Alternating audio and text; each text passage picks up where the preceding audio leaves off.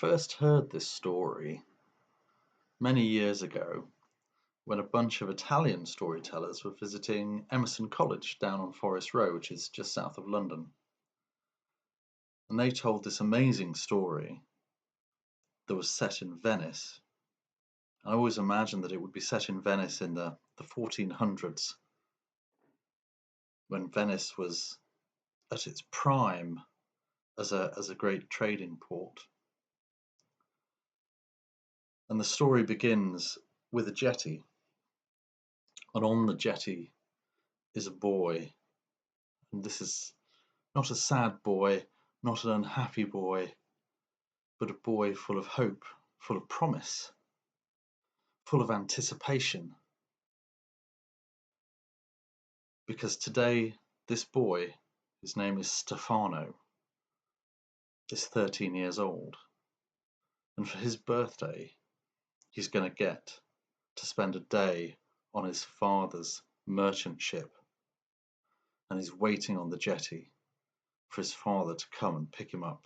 Early in the morning, the sun's just rising out of the Mediterranean Sea. Venice at that time in the 1400s would have been a sprawling merchant port with lots of things going on. And Stefano is there waiting patiently. And eventually he sees the mast and the main hull of the father's trading ship coming towards him. And he's picked up by the ship. And he spends the whole day working with the crew, asking questions. What happens here? How does this rope go? How do we get the sails up? And the whole day he works and he asks questions, and he becomes a favourite of the crew on this vessel. And his father stands proud because his son has integrated with the crew so well and is so fascinated by something which is his own passion, which is sailing. And the day wears on, and Stefano is absolutely in his element. And he's gone up the mast, he's gone up the rigging, he's set the sails, he's steered the ship, he's talked to all the crew. And as the sun is setting, there's a cry from the lookout at the front of the ship. El Toro! El Toro!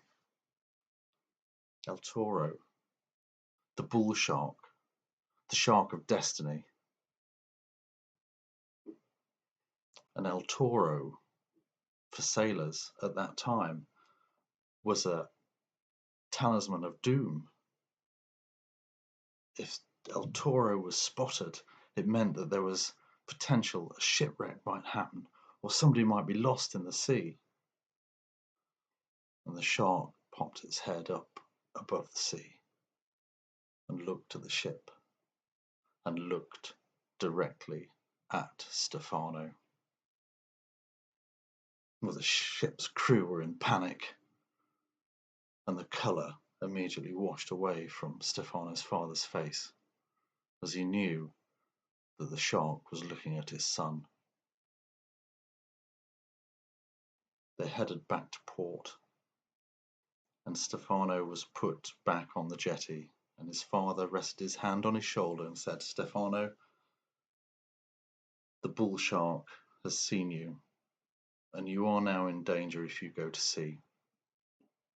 And so I am forbidding you to follow in my footsteps and become a sea captain yourself. And with that, Stefano was sent away to Milan, away from the sea, and was sent to school to become a lawyer. And Stefano, being interested, studied hard and became the best lawyer that he could be. But it took its toll. It took its toll on the family. Stefano barely spoke to his father through the years and only corresponded with his mother through letters. Stayed in Milan and built up his legal practice. And one day he received a letter from his mother to say that his father had died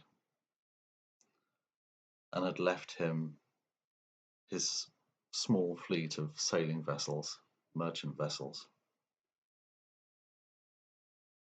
And with that, Stefano returned to Venice, and he took up a life of a sailor. First he went and learned the trade, because of course he knew nothing of it. He was a trained lawyer, not a sailor. But he found work on another merchant vessel and learned the trade. And then he took to his now ships that belonged to him, and he plied his trade across the Mediterranean Sea. And he built up a business, a really good, powerful business, buying more ships. And all the time he was out on the sea, El Toro would follow him, popping his head up above the sea and looking, eyeing Stefano. And Stefano would stand in the wheel, with the wheel in his hand, and look back at the shark in defiance. Yeah. You want to come to me? Yeah. The years passed. Stefano built up an enormous fleet of ships. He was one of the most powerful merchants in Venice. But all the time, although he'd built up this great business, he was unhappy. There was something missing. And the years passed, and Stefano became older, and eventually he knew that he was going to die. The end comes to us all. And so, in one last effort, he had his crew lower him over the side of his great big sailing galleon into the sea, and he rowed towards El Toro, the bull shark. And he rowed, and he rowed, and he thought, for once and for all, I'm going to put an end to the bull shark. And he rowed towards the shark, and the shark swam towards Stefano. And Stefano rowed towards the shark, and the shark swam towards Stefano still.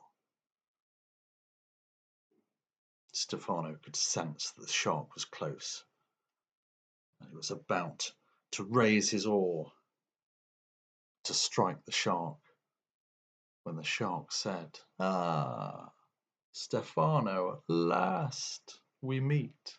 I've been waiting for you for many, many years." Well, Stefano was aghast.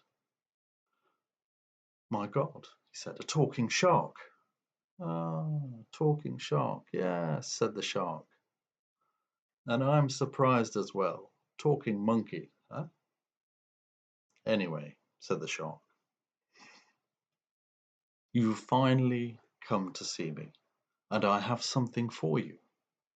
And the shark opened his great jaws, and the teeth glistened in the sunshine. And inside the shark's mouth was a great big globe. And in the globe there were sparkles, and it seemed to be shimmering, and there were things happening in this great big orb. And the shark offered the orb to Stefano. "Take this," he said. "It is your destiny." Stefano reached into the shark's mouth and took out this great globe.